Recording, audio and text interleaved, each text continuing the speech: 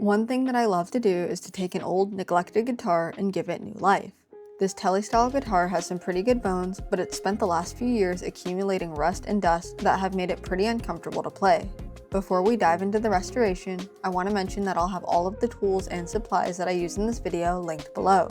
Most of the links are affiliate links, so if you are thinking of grabbing any of these things, then please consider using those links. It doesn't cost you any extra, but it does help out the page by giving me a little payout anytime those links are used to make your purchase. Before I can start anything, I want to get these rusty strings off.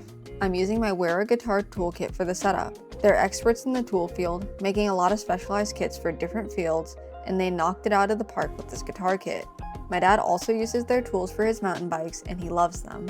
Cutting all of the strings off at once is not dangerous or damaging to your guitar, even if the strings are under tension.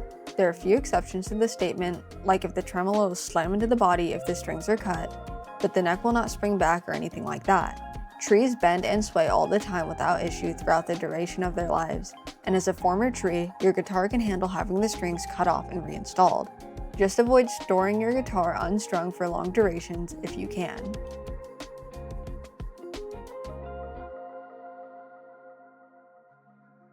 I'm using DMI Guitar Lab's guitar cleaning formula with a regular microfiber cloth. I've really liked using this stuff and it's become my go-to cleaner 99% of the time. It clears away stubborn grime and leaves the finish really shiny.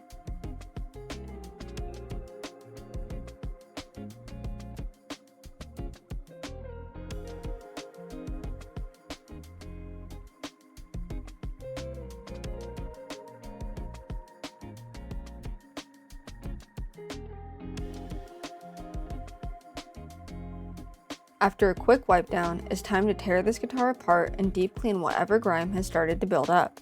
Since I like to not be disgusted by my instruments and none of this gunk came from me, I'm going to try to get this thing as close to completely sterile as I possibly can. I'm also completely disassembling the guitar because besides the obvious cleaning up, fretwork, and nut replacement that is needed, I'm also changing out the pickups. While everyone won't love this change, I'm installing a JB Junior for Tele mini humbucker in the bridge and a stacked single coil Tele neck. I'll have sound samples at the end of the video for anyone interested.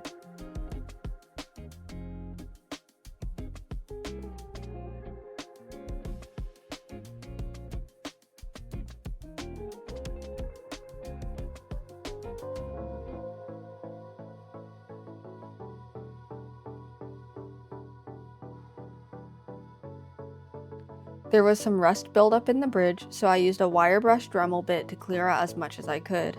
I don't have a good wire bit to get the corners, so I worked around the best I could with what I had. If I had a bit like this one, getting those corners would be no problem. I can always go back at a later time to get that spot if I really want to.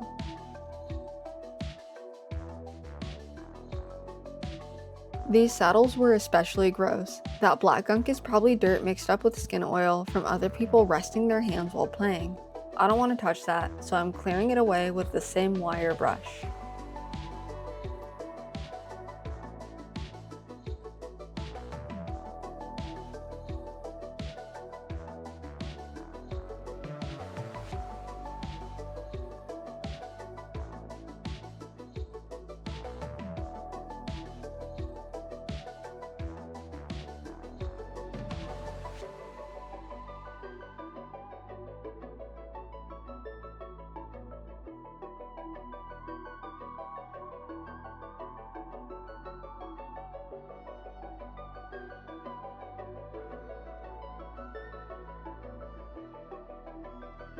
The other two saddles had the same issue, so I repeated the process to end up with 3 freshly cleaned brass units.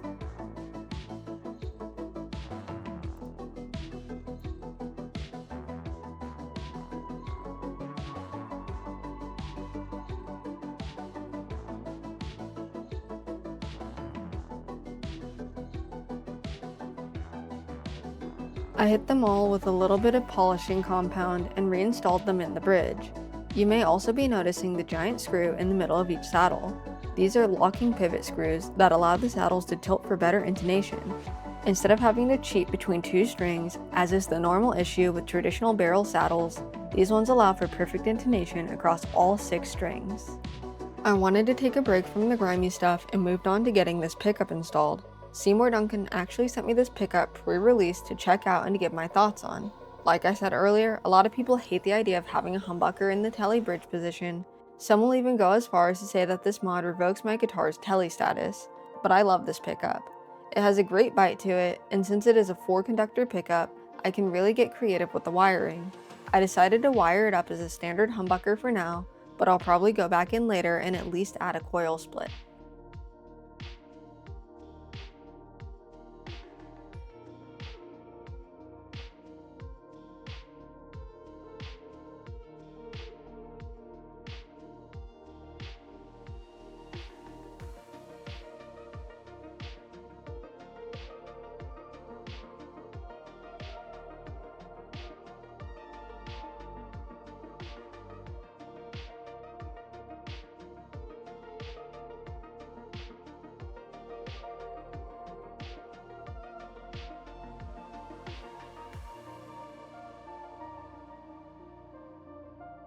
Now that all the electronics are dealt with, I can get the bridge back onto the guitar.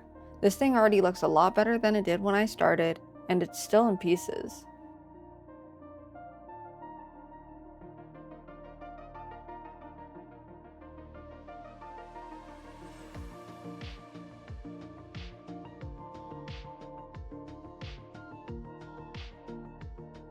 The body's all ready to go, so now it's time to get to some much needed fret work. A lot of these frets are unseated to the point that it's hard not to see them with the naked eye. I tap in what I can with my hammer, regularly checking with my fret rocker to see where I have troubled frets.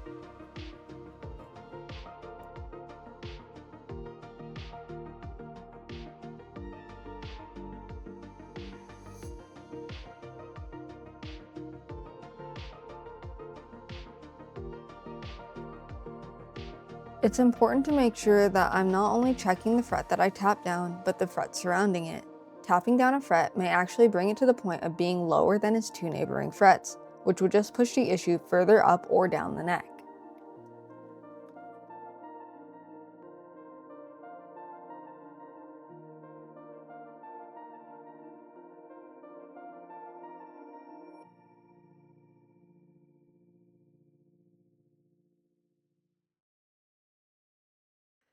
This is an example of a fret end so lifted that you can clearly see it with your naked eye.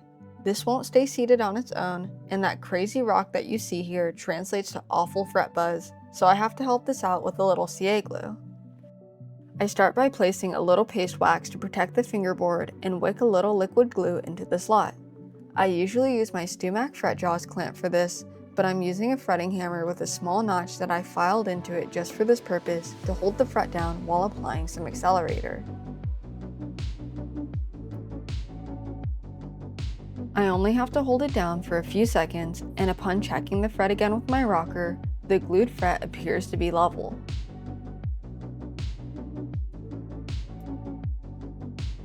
I finished up by checking and hammering down the rest of the frets where needed.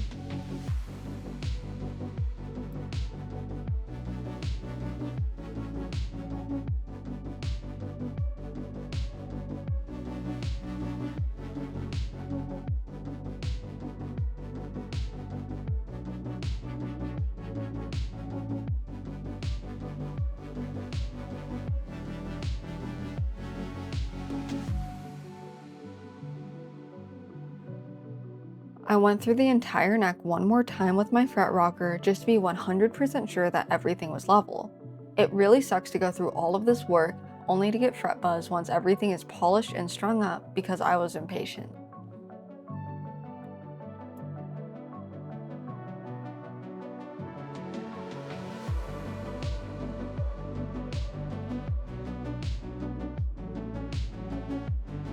One thing that reseating frets can do that isn't good for playability is cause a little bit of fret sprout.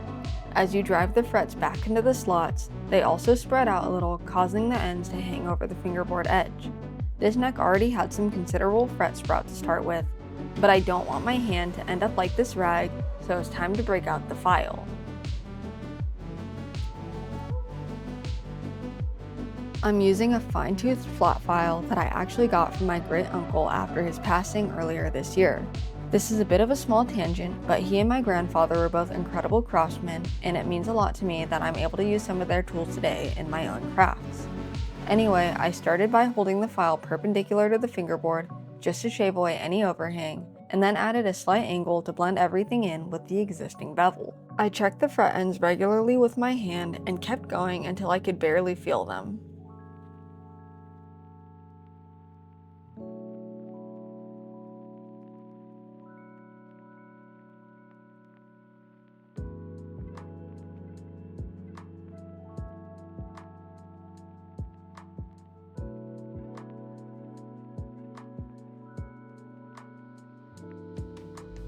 All of that filing brought everything flush, but it introduced some new sharp parts. I took yet another file, this one designed specifically for dressing fret ends, and shaved off the sharp corners of each fret.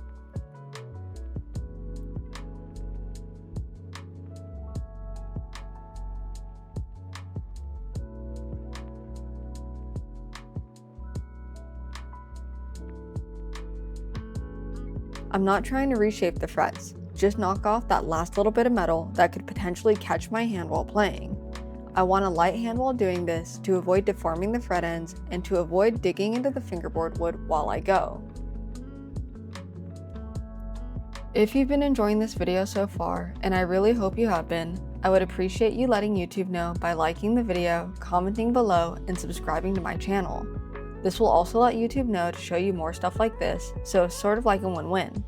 I'm trying to make guitar repair and the documentation of those repairs my full-time job, and your interactions with my page do a lot to help propel me towards that goal. Either way, I appreciate you making it this far into the video. The frets have been dressed, now let's get them shining. I recently got this jewelry buffing wheel, and while it is small, it gets the job done pretty well. I run it at about half speed and made sure to invest in some high quality compound.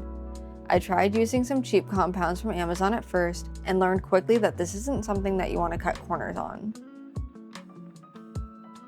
I started with a medium cut compound. What I've found to work best for me is to grip the neck tight and to use medium pressure against the lower portion of the wheel.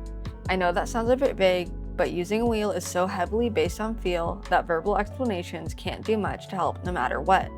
Just know that you don't want the wheel spinning too fast and you don't want to create too much friction. These frets heat up really quickly, and too much heat will actually cause the frets to unseat again. I don't want to undo all of my hard work. I'd be really sad about that.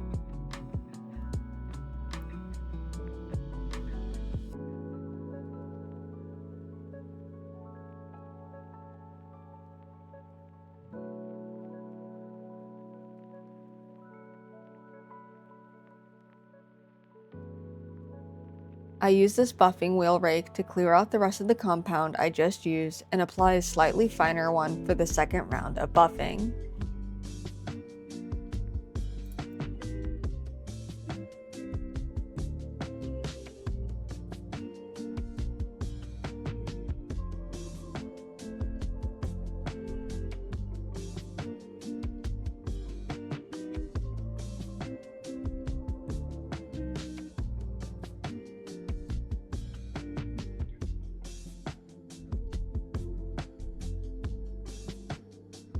I do the same thing one more time, this time using the wheel with a finer nap to work better with the finer compound.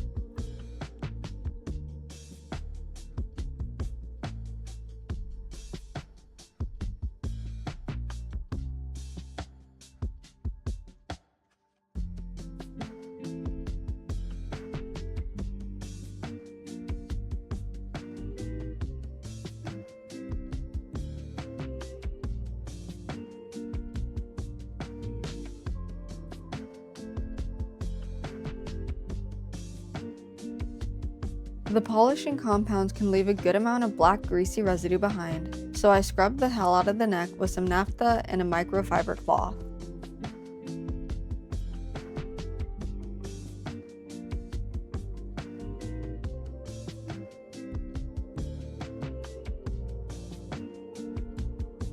Just that quick wipe down already brought up a lot of residue. I'll keep going until I stop lifting anything up from the fingerboard.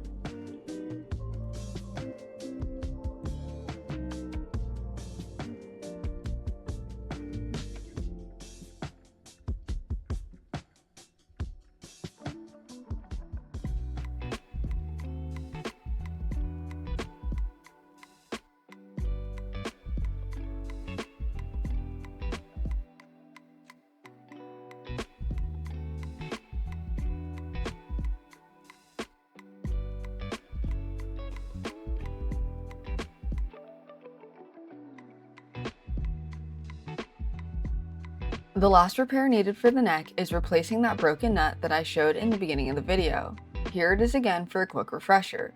The original nut was held in by a lot of glue, so to make sure that the new one has a clean surface to stick to, I have to scrape all of this out. I can tell that super glue was used, and rather than depending solely on my chisel and risking chipping out the wood, I'm using some degluer to soften everything up. I just need a little bit on a Q-tip, and this solution turns dried CA glue into a soft goo in seconds. I scraped out the bulk of the glue with my micro chisel, and then used a special nut slot file to get the bottom of the slot perfectly flat. Any gaps will leave air pockets, and those air pockets will dampen vibrations between the nut and the guitar.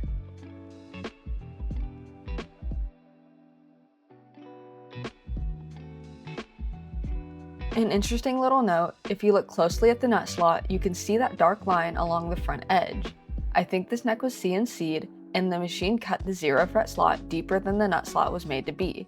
It is a little bit sloppy, but not necessarily detrimental to the build. Now that the slot is cleared though, it's time to fit this giant blank. I start by measuring the width of the slot and transferring that measurement over to the blank with my calipers.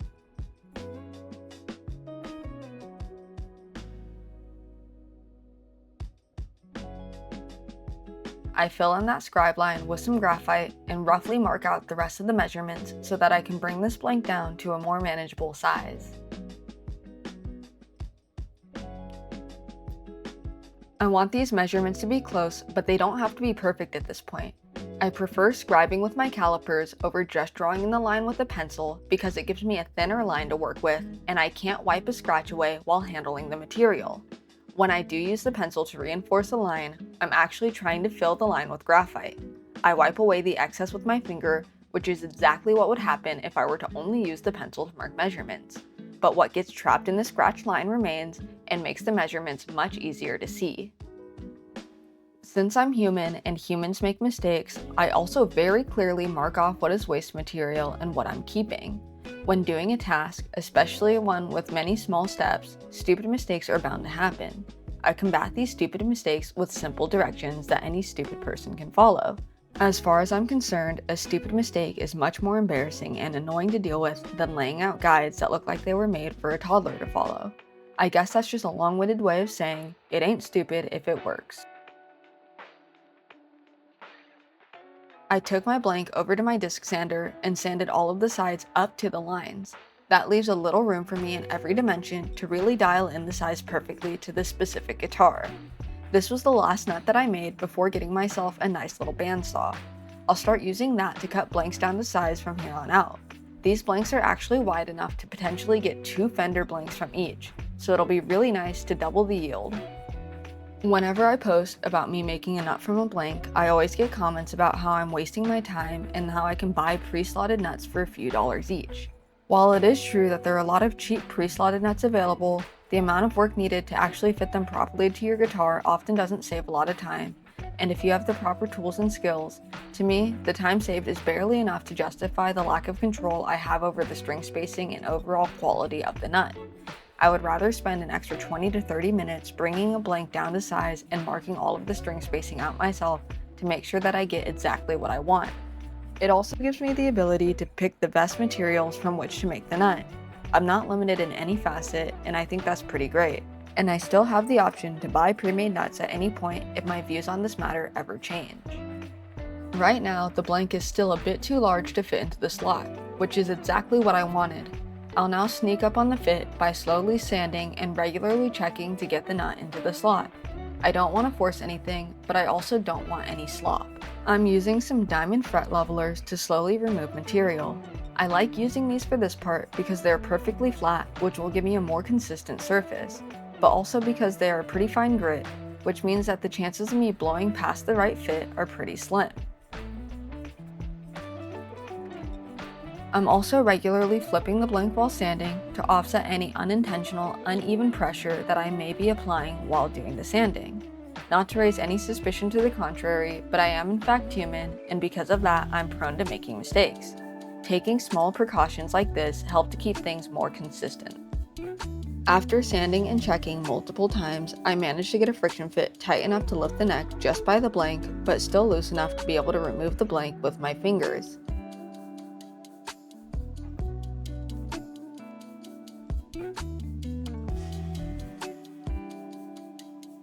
Since I was happy with the string spacing of the previous nut, I just copied that over to the blank.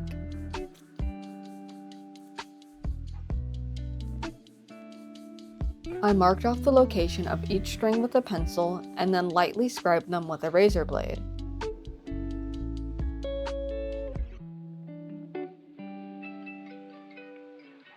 Doing this gives me marks that are sturdy enough to stand smudging, but still amendable if I'm somehow off with my spacing. My method with most things is to wait as long as possible before making a permanent adjustment just in case.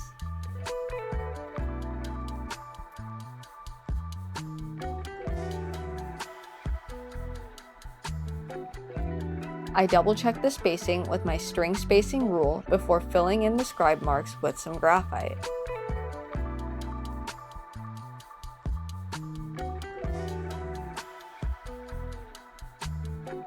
Now it's time to get these string slots established. I use my smallest nut slotting file for all 6 strings just to get them started, and then gradually work my way up in gauge until each slot is to the appropriate width. I'm not bringing anything to depth at this point, just laying the foundation for things to come. This is also where those scribed slots really come in clutch. Using that razor blade earlier gives me a slight slot for the file to bite into.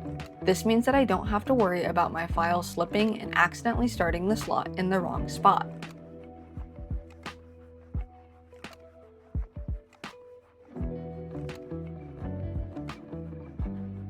I took this pencil that I had sanded down and used it to mark the approximate string slot depths. This mark is level with the height of the first fret, which means that it should bring me pretty close to where I ultimately want to be.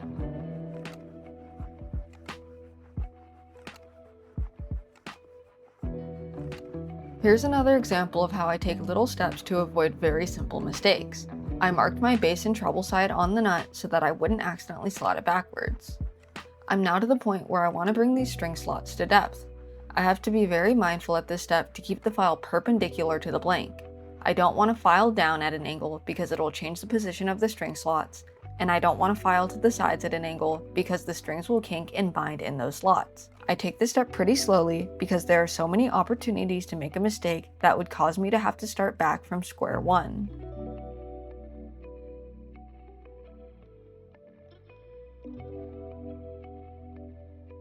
As I go, I sort of roll my file down to the back of the nut.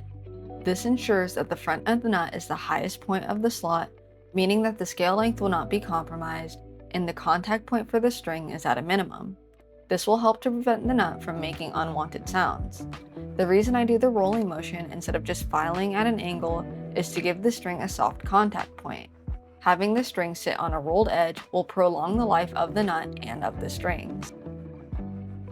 These are diamond-coated files, which means that they are very aggressive in their cutting.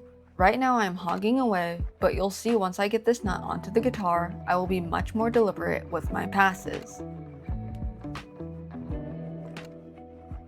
I've cut every slot to the line, but now these slots are super deep. Not only does this look bad, but it leaves a lot of space for my hand to catch on the nut while playing and for the strings to bind up. String binding leads to an instrument that won't stay in tune, which also leads to a bad sounding instrument. This will be fixed with some shaping. I brought the nut outside to rough in the radius and apparently forgot to film that step. I then filed the hard corners and gave it some favorable contours and worked towards transforming the nut from a sharp boxy mess to something that will seamlessly integrate into the shape of the neck.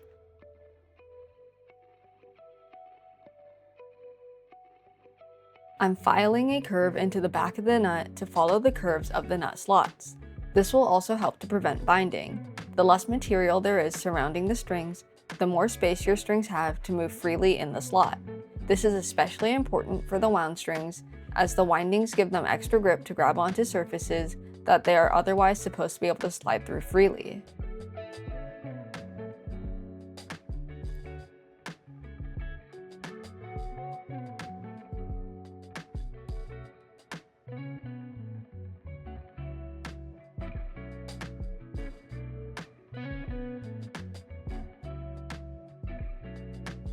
All of that left me with a nut that looks pretty good, but is covered in file marks. Some quick sanding will prep this thing up for polishing.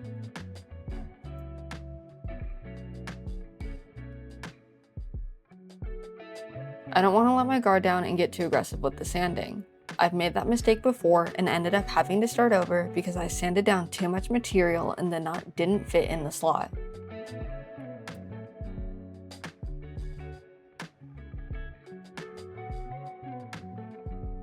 All of the deep scratches are gone, which means that it's now time to go back to the buffing wheel.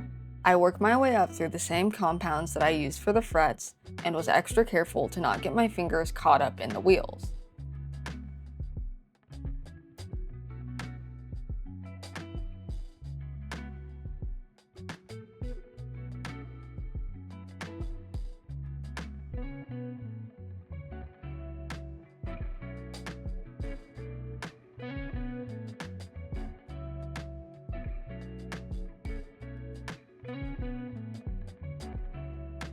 The finish line is finally in sight. I have to get this guitar put back together so that I can dial in the nut slots. This step is very important because that is what allows your guitar to play in tune lower down the neck. If the slots are too high, then all of your notes will pull sharp. The opposite problem of the slots being too low can also exist. This won't lead to your notes playing flat, but it will lead to your open notes buzzing out as the strings hit the first fret. Either way you cut it, having slots that aren't the right height isn't cool.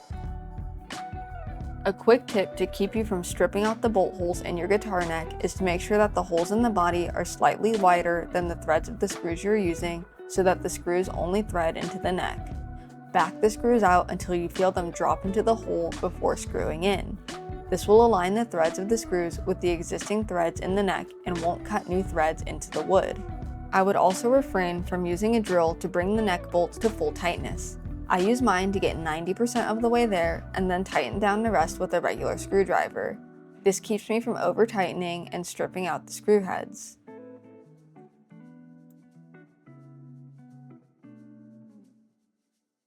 It's finally time to get the strings back onto this guitar. I'm using my Wearer toolkit again to get the strings cut to length and to wind them so that I don't have to turn everything by hand.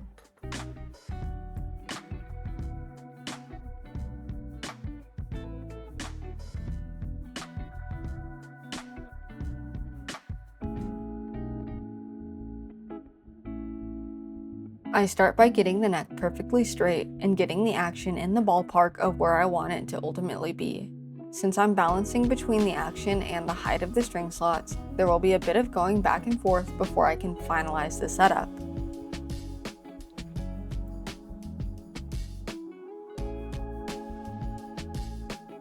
I only have to set the action for the two outermost strings, and then I can go in with a radius gauge that matches the radius of my fingerboard and adjust the middle 4 strings until all 6 strings are making contact with the gauge.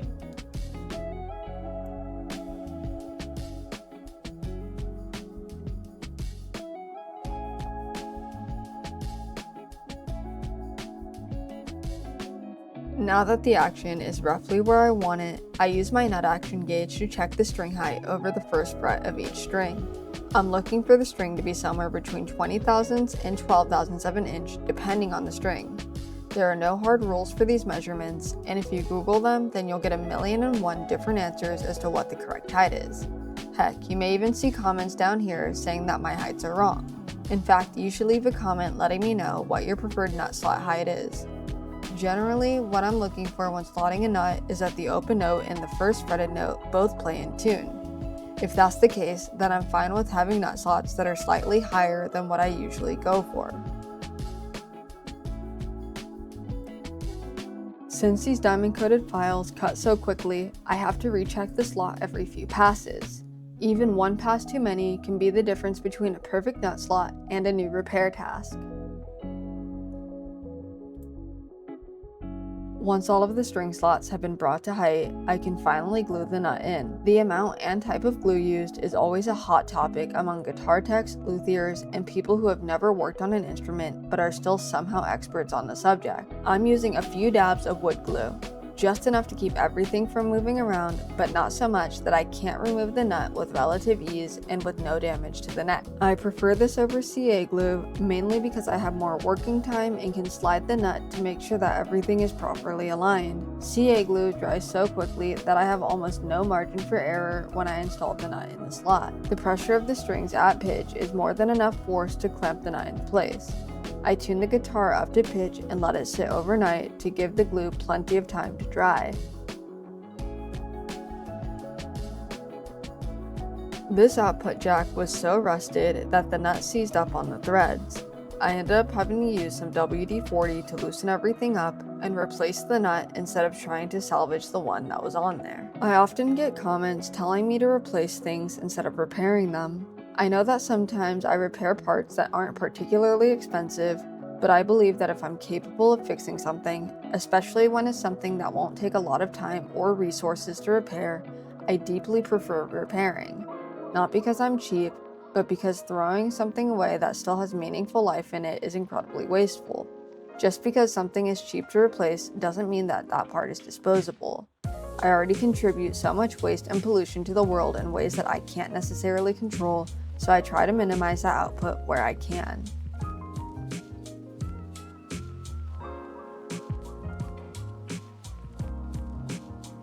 I hate flathead screws, but even I can admit they look pretty cool on a guitar. I got these de-rusted and polished before reinstalling them onto my guitar.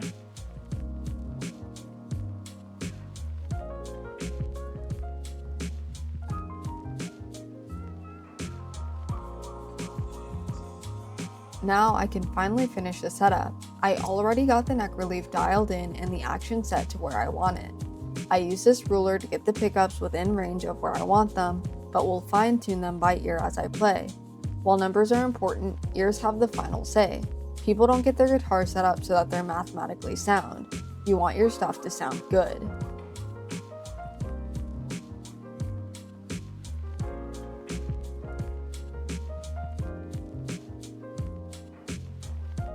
Once the setup was complete, I wiped down the guitar to prep it for some beauty shots.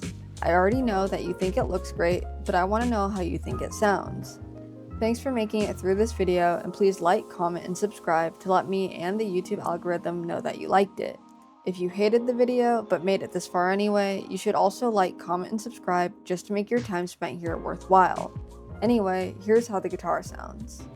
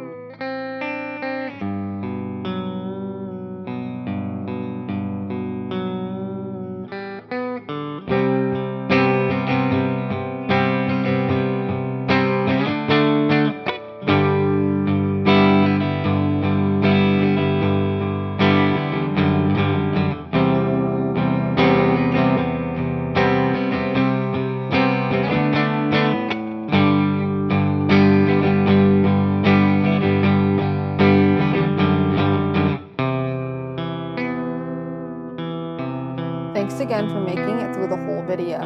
Let me know if you want to see more videos like this. I have plenty of projects waiting to be worked on. YouTube also thinks that you'll like these videos on the screen now, so if you have time, maybe check them out.